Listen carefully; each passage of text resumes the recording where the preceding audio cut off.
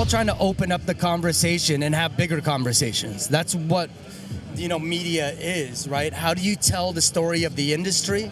How do, for us at Dope, it's like, how do we focus on the people and their relationship to the plant? Because that's the normalization part.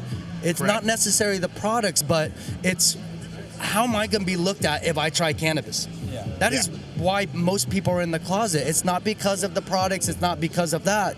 It's because of what my uncle's going to think. My mom's going to think if I told her I tried cannabis. If I'm 100%. a grandma and I'm going to tell my grandchildren, what are they going to think that grandma smokes pot? But, the more and more the narrative changes and the more and more we use our platforms to tell the right message, there's a huge responsibility in what we do.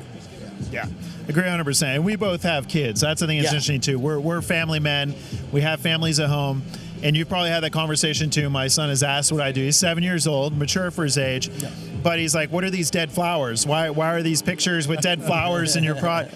And I said, well, son, that's actually medicine. It's natural medicine. But even a 7-year-old normally associates medicine with these pills and these liquids. Yeah. And it's interesting that we're having to educate something that was a century or two ago was the norm. Yeah. I mean, right? Because cannabis was the norm before Prohibition, before Reefer Madness and Nixon and Dare and all this stuff that we dealt with over the years. Which is really amazing because, my children are not going to have the same perception about the plant. They're going to be, what are you talking about that this was illegal? What are you talking about that this is bad? And that is part of this process. And I see the older generation, and not to say that they didn't do a lot for us, in this world, but, a lot of the transition is moving on, and I get excited, and that's a win for me when I start seeing that older generation turn around. And I've been a part of so many moments where people are trying it for their first time, and I'll tell you, there's nothing more exhilarating for me than seeing that and being a part of that.